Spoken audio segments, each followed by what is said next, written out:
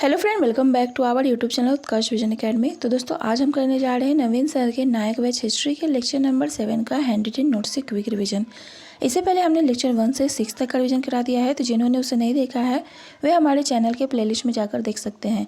तो आइए आज की क्लास को शुरू करते हैं। आज का हमारा टॉपिक है खिलजी वंश, यानी कि इसमें आज हम लोग जलालुद्दीन खिलजी के बारे में जानेंगे। तो बात करते हैं खिलजी वंश की स्थापना से पहले जो है खिलजी की क्या स्थिति थी। तो 1191 में जो है तराइन का पहला युद्ध होता है, जो कि मोहम्मद गौरी और पृथ्वीराज चौहान के बीच होता है, जिसमें पृथ्वीराज चौहान की जीत होती है और मोहम्मद गौरी की हार होती है और वह जो है युद्ध के मैदान में जो है घायल होता है। तो उस समय जो एक खिलजी ही होता है जो कि उसे जो है युद्ध के मैदान से बाहर लेकर के जाता है, यानी उसकी हेल्प करता है। यानी गौरी की सेना में उस समय जो थे खिलजी शामिल थे। नेक्स्ट हम बात करते हैं बख्तियार खिलजी की। तो बख्तियार खिलजी भी जो था बंगाल और बिहार को जीता था। नेक्स्ट हम बात करते हैं जलालुद्दीन खिलजी की, जो कि कैमूर्स का संरक्षक था और इसी ने जो है कैमूर्स की हत्या भी कराई थी। उसके बाद वह जो है किलोगढ़ी या फिर कैलूगढ़ी जिसे कहते हैं वहां जाकर रह जाता है, क्योंकि उसने जो है सुल्तान की हत्या कराया रहता है और उसे डर रहता है कि वह अगर वहां जाएगा तो उसका विरोध होगा और वहीं पर जो है 1 वर्ष तक रहकर जो है वह शासन चलाता है। नेक्स्ट हम बात करते हैं बलबन की। तो बलबन एक तरह का धर्मपंथी यानी कि निरंकुश शासक था और वह जो है अपने सेना में जो है निम्न दल के लोगों को जो है शामिल नहीं करना चाहता था। और उसके बाद जो है जलालुद्दीन जो होता है वह निचले जाति के लोगों को जो है सेना में भर्ती कराना शुरू कर देता है, जिससे निम्न जाति के जो लोग होते हैं वे जो है जलालुद्दीन खिलजी के पक्ष में आ जाते हैं और उसे जो है सुल्तान बताते हैं। बात करते हैं हम लोग खिलजी वंश के। खिलजी वंश के संस्थापक जो था जलालुद्दीन खिलजी था, जिसके शासनकाल की बात करें तो 1290 से 1320 ईस्वी तक होता है। उसके बाद बात करते हैं जलालुद्दीन खिलजी की। तो जलालुद्दीन खिलजी को जो है शाहिस्ता खां की उपाधि दिया जाता है। यह जो है उपाधि दिया जाता है वो कैकूबाद के द्वारा दिया जाता है। नेक्स्ट हम बात करते हैं सल्तनत काल का जो सबसे बुजुर्ग शासक था जलालुद्दीन खिलजी था और इसके 2 पुत्र थे, पहला इब्राहिम खान खाना और दूसरा है अरकली खान। और नेक्स्ट यहाँ दिया गया है जलालुद्दीन खिलजी जो है कड़ा मानिकपुर की जागीर जो होता है अपने भतीजे अलाउद्दीन खिलजी को दे देता है। नेक्स्ट हम बात करते हैं आगे जलालुद्दीन खिलजी के शासन के बारे में। तो इसके शासनकाल में जो है मलिक हज्जू का जो है विद्रोह होता है 1290 में और उसके बाद जो है मलिक हज्जू को जो है विद्रोह का दमन करके जो है मलिक हज्जू को अपने पुत्र अरकली खां यानी जो कि मुल्तान का गवर्नर होता है उसके संरक्षण में छोड़ देता है। और उसके बाद बात करते हैं दिल्ली के लुटेरों के बारे में। तो दिल्ली के लुटेरों के लिए जो है बलबन ने रक्त और लौ की नीति अपनाई थी।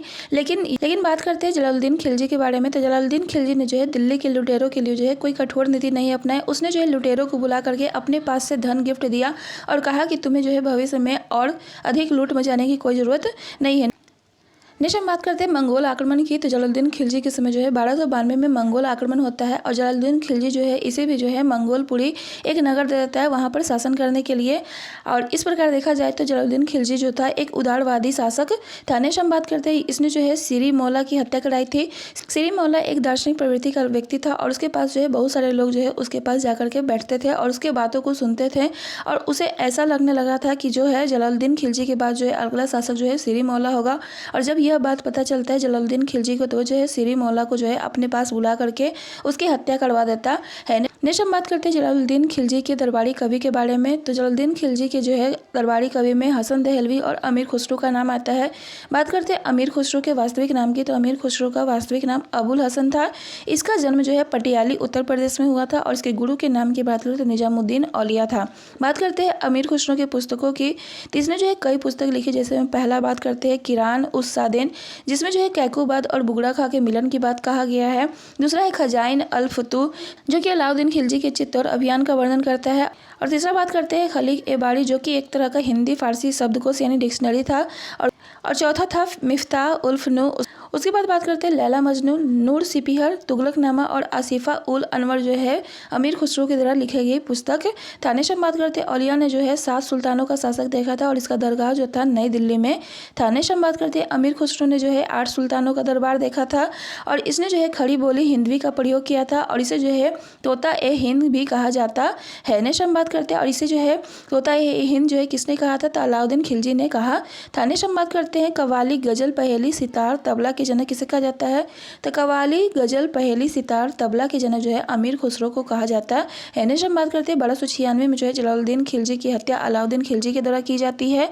बात करते हैं जब जलालुद्दीन खिलजी की हत्या की जाती है तो उसके पहले जो है अलाउद्दीन खिलजी को जो है कड़क मानिकपुर की जागीर दी गई होती है और उसे लगता है कि अगर उसे शासक बनना है तो पहले उसे क्या चाहिए, धन चाहिए, जिसके लिए जो है वह 1296 में जो है देवगिरी पर आक्रमण करता है जो कि महाराष्ट्र में स्थित है और उसके लिए जो है 8000 सेना तैयार करता है जिसका कमांडर जो है नुसरत खां को नियुक्त करता है और वह जो है 26 फरवरी 1296 को जो है देवगिरी की ओर निकल जाता है और उसकी जो गुप्तचर संस्था होती है वो काफ़ी मजबूत होती है। नेक्स्ट हम बात करते हैं वहाँ जो होता है देवगिरी का शासक उस समय कौन होता है, तो देवगिरी के शासक उस समय जो था रामचंद्र देव और देवगिरी का जो राजकुमार था वो सिंहन था।